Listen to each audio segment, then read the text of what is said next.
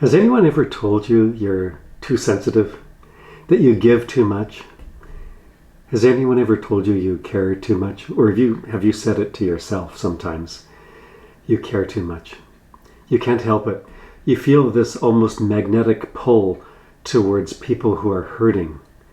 You sense their pain like it's in your own body, and something in you wants to rush in and fix it, soothe it, heal it. But what if that impulse, your deep empathy, isn't a flaw at all? What if it's a beacon?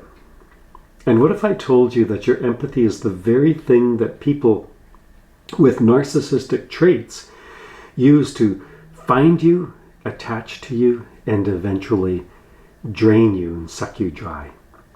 In this video, I'm going to walk you through why that happens, what's really going on underneath that instant connection, and most importantly, how you can recalibrate that beacon so you still get to be warm, loving, and deeply empathetic, because that's who you are, but without becoming everyone's emotional fuel source. You felt it before, right? That almost cosmic pull towards someone new. They're charming, intense, maybe even a little mysterious, and they often come with a story of being wounded, misunderstood, or unfairly treated by others. And you, with all of your deep well of compassion, feel like you finally found someone that really appreciates you. And you just don't see their red flags. You just see their pain. And you think, well, I love them and I feel good loving them and helping them. And if I'm patient enough, I bet, they just need somebody to understand them. And that's how the dance begins. People with narcissistic traits are often masters of mirroring. They reflect your best qualities back to you, your warmth, your insight, your depth. So you feel profoundly seen. Some people call that love bombing, that phase of the relationship that seems almost magical. Your empathy feels matched and your intensity feels welcomed. And so you start pouring yourself in. Oh, this feels so good. We feel so connected, right? Support, understanding, emotional labor, we're on the same page. You think you're nurturing a wounded soul.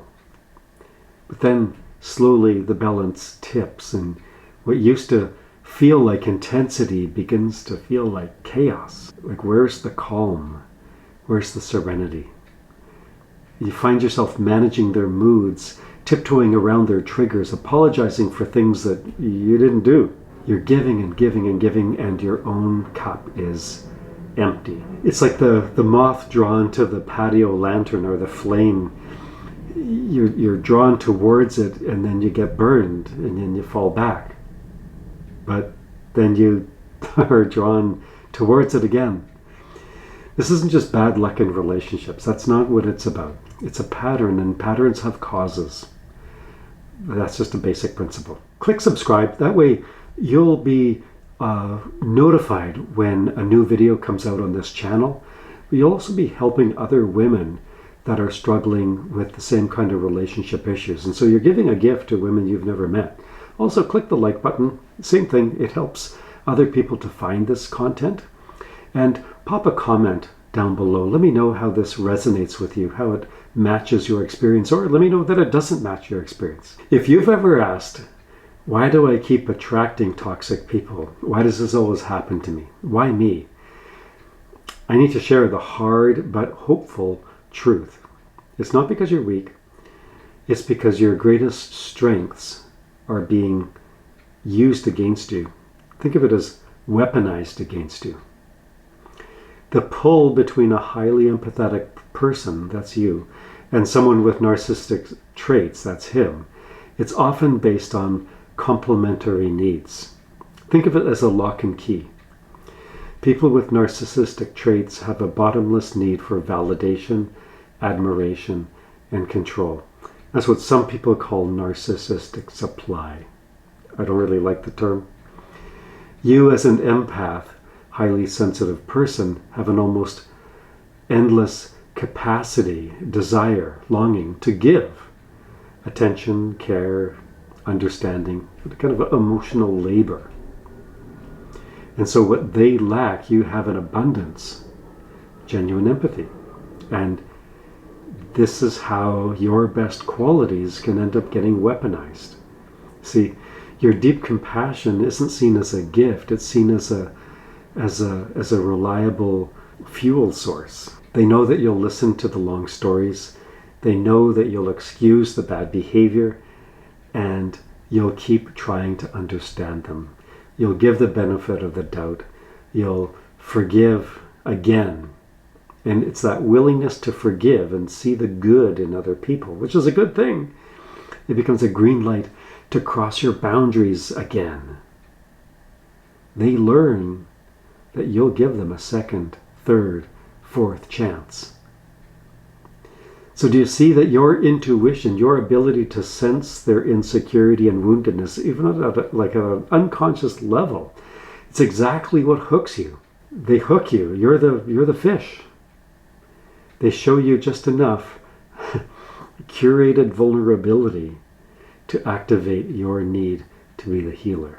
On a deeper level, this dynamic often touches shared core wounds, right? Because many empathetic people carry a hidden belief: if I'm helpful enough, patient enough, loving enough, I'll finally be worthy, right? That's the other side of this, kind of a dark side of it, that the empathetic person, the healer, the helper, is trying to fill something within themselves too. Wow, I should have warned you to sit down for that one, because that was a bit of a truth bomb coming right there. See, people with narcissistic traits often carry their own deep sense of unworthiness, but instead of overgiving, they build a grand, inflated persona, and what they're actually doing is demanding, relationally speaking, to be validated. And you give love to prove that you're worthy of it. They take love to prove they deserve to be adored. So if this is starting to sound uncomfortably familiar, just pause for a second and put in the comments section, I'm starting to see it.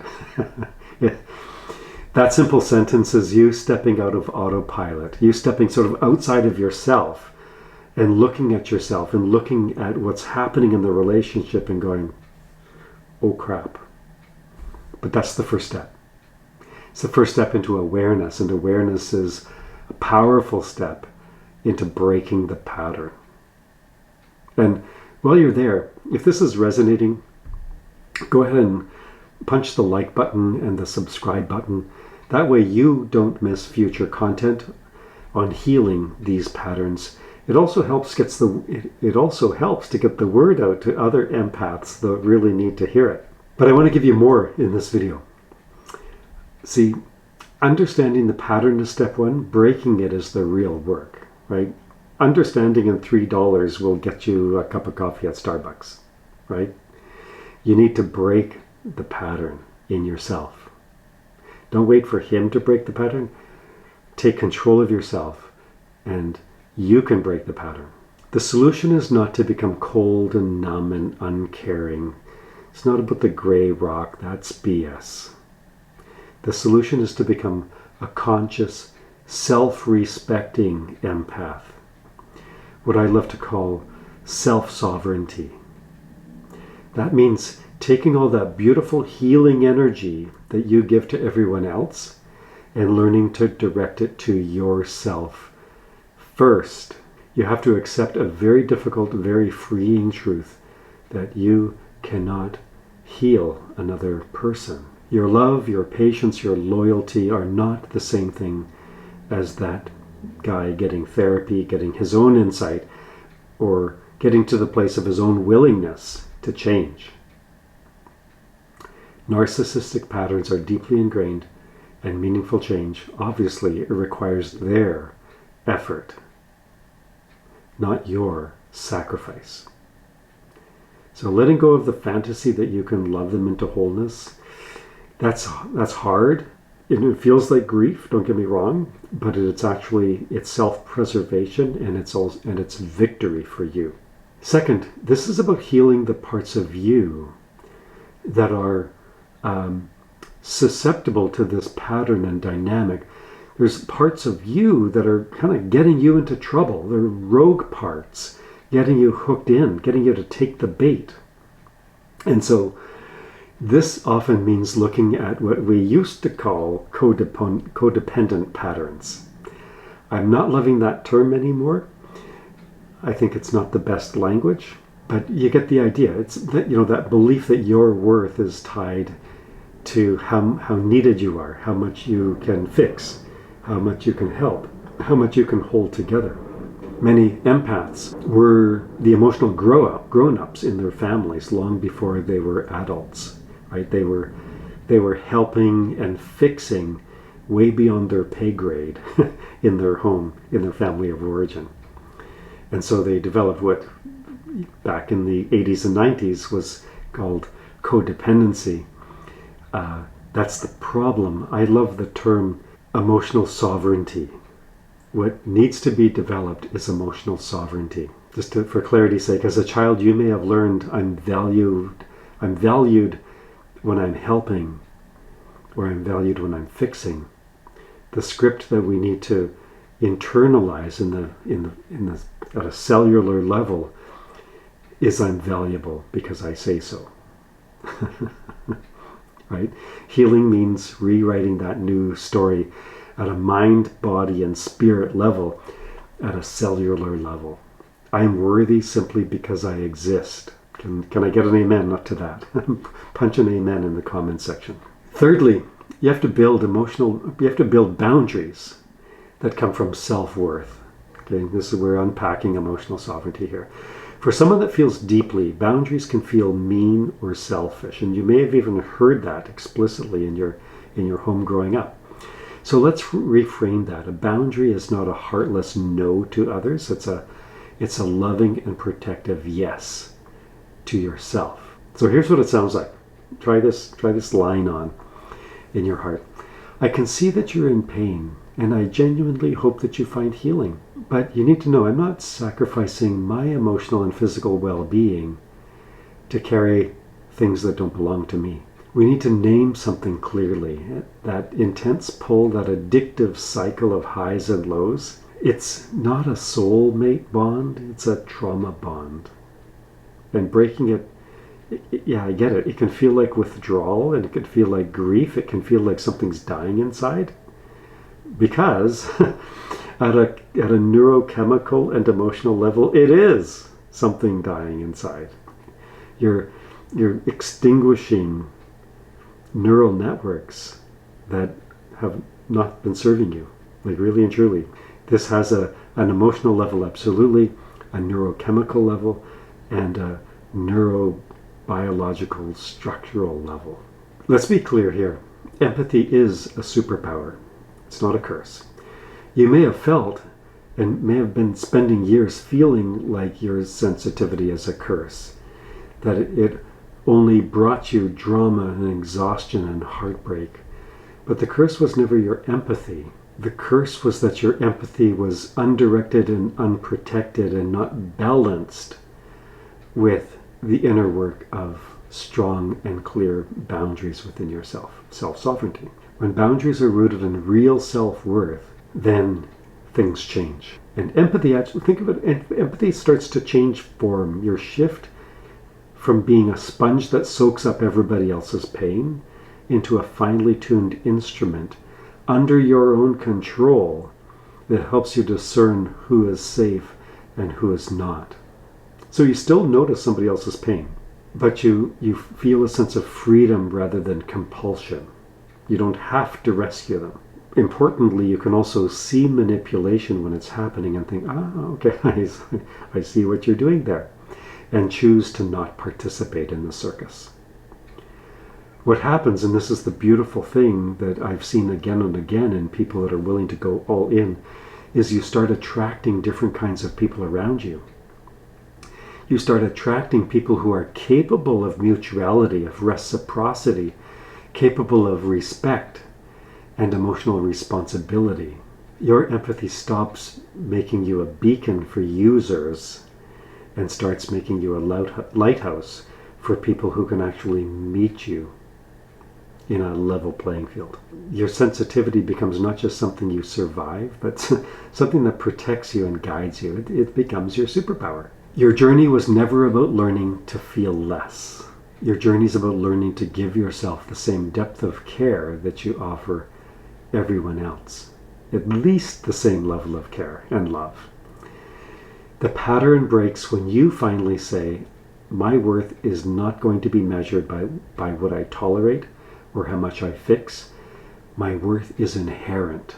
My worth just is. It's time to stop letting other people run their lives off of your power source. It's time to choose you.